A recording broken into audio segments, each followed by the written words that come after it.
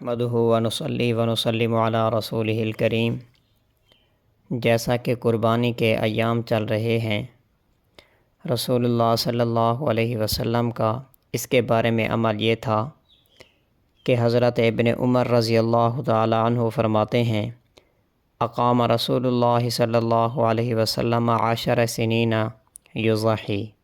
کہ حضور اکرم صلی اللہ علیہ وسلم نے ہجرت کے بعد مدینہ منورہ کے اندر 10 سال آپ نے اقامت فرمائی، 10 سال آپ مدینہ منورہ میں رہے، تو آپ صلی اللہ علیہ وسلم ہر سال قربانی کرتے تھے۔ تو حضور اکرم صلی اللہ علیہ وسلم کا کسی عمل کے اوپر مواظبت یعنی ہمیشگی اختیار کرنا اس عمل کے وجوب کی دلیل ہوتی ہے، لہذا قربانی ہر صاحب نصاب کے اوپر واجب ہے۔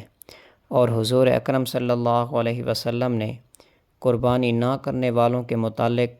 بہت ساری وعیدیں ذکر فرمائی ہیں۔ چنانچہ ایک حدیث کے اندر آتا ہے، حضرت ابو ہریرہ رضی اللہ تعالی عنہ فرماتے ہیں کہ من وجد ساعۃ لأن یضحی فلم یضحی فلا یحضر مصلانا، کہ حضور اکرم صلی اللہ علیہ وسلم نے ارشاد فرمایا کہ جو شخص قربانی کرنے کی طاقت رکھتا ہو، جو صاحب نصاب ہو، جس کے پاس قربانی کی طاقت ہو، اس کے باوجود وہ قربانی نہ کرے تو وہ ہماری عیدگاہ کے قریب بھی نہ آئے۔ اور اسی طرح حضور اکرم صلی اللہ علیہ وسلم نے قربانی کی بہت ساری فضیلتیں بھی ذکر کی ہیں۔ مسند احمد کی ایک روایت ہے جس میں حضرت زید بن ارقم رضی اللہ تعالی عنہ سے روایت ہے،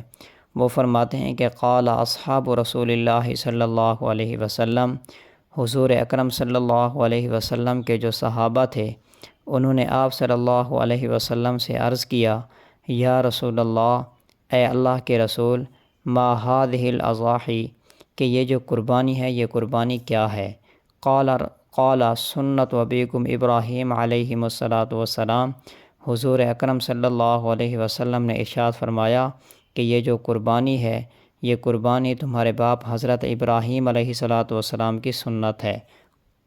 صحابہ کرام رضوان اللہ تعالی علیہم اجمعین نے عرض کیا، فما لنا فیہا یا رسول اللہ، اے اللہ کے رسول، ہمارے لیے اس میں کیا ثواب ہے؟ حضور اکرم صلی اللہ علیہ وسلم نے ارشاد فرمایا، بکل شعرۃ حسنہ، فرمایا کہ ہر بال کے بدلے ایک نیکی ہے۔ تو صحابہ کرام رضوان اللہ تعالی علیہم اجمعین نے اون کے متعلق سوال کیا، چنانچہ فرمایا، فالصفوف یا رسول اللہ، اے اللہ کے حبیب، اون کے بدلے میں کیا ملے گا؟ تو حضور اکرم صلی اللہ علیہ وسلم نے ارشاد فرمایا،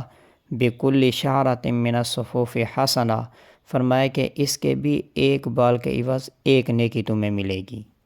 اسی طرح طبرانی کی ایک روایت ہے کہ حضرت ابن عباس رضی اللہ تعالی عنہ فرماتے ہیں کہ قربانی سے زیادہ کوئی دوسرا عمل نہیں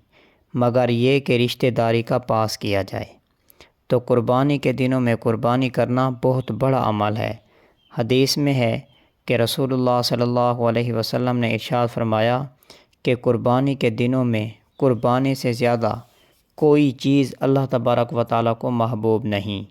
اور قربانی کرتے وقت خون کا جو قطرہ زمین پر گرتا ہے وہ گرنے سے پہلے اللہ تبارک و تعالیٰ کے ہاں قبولیت اختیار کر لیتا ہے۔ اب سوال یہ ہے کہ قربانی کن بندوں کے اوپر واجب ہے؟ تو قربانی چند صورتوں کے اندر کرنا واجب ہوتی ہے۔ نمبر 1، اگر کسی شخص نے منت مانی ہو کہ میں قربانی کروں گا تو اس کے اوپر قربانی کرنا واجب ہے۔ نمبر 2، کسی شخص نے مرنے سے پہلے قربانی کی وصیت کی ہو اور اتنا مال چھوڑا ہو کہ اس کے تہائی مال سے قربانی کی جا سکے تو اس کی طرف سے قربانی کرنا واجب ہے۔ اور نمبر 3، جس شخص پر صدقہ فطر واجب ہے اس پر قربانی کے دنوں میں قربانی کرنا بھی واجب ہے، لہذا جس شخص کے پاس رہائشی مکان، کھانے پینے کا سامان، استعمال کے کپڑوں اور روزمرہ استعمال کی دوسری چیزوں کے علاوہ 52.5 تولے چاندی کی مالیت کا نقد روپیہ، مال تجارت یا دیگر سامان موجود ہو تو اس کے اوپر قربانی کرنا واجب ہے۔ مثال کے طور پر ایک شخص کے پاس 2 مکان ہیں، ایک مکان اس کی رہائش کا ہے اور دوسرا خالی ہے، تو اس پر قربانی واجب ہے، جبکہ اس خالی مکان کی قیمت 52.5 تولہ چاندی کی مالیت کے برابر ہو۔ یا کسی شخص کے پاس 2 مکان ہیں، ایک مکان میں خود رہتا ہے، دوسرا مکان اس نے کرائے پر اٹھایا ہے، تو اس پر بھی قربانی واجب ہے۔ ہاں، اگر اس کا ذریعہ معاش یہی کرائے کا مکان ہے تو یہ پھر ضروریات زندگی میں شمار ہوگا، اس پر قربانی واجب نہیں۔ یا کسی شخص کے پاس 2 گاڑیاں ہیں، ایک عام استعمال کی ہے اور دوسری زائد ہے، اور اس کی قیمت 52.5 تولے چاندی کی قیمت کو پہنچ جاتی ہے، تو اس پر بھی قربانی واجب ہے۔ یا کسی شخص کے پاس 2 پلاٹ ہیں، ایک اس کے سکونتی مکان کے لیے ہے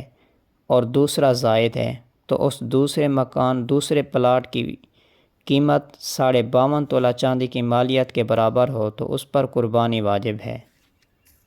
اور ہمارے معاشرے کے اندر جو یہ بات چل پڑی ہے کہ پورے گھر میں سے صرف ایک بندہ ہی قربانی کرے۔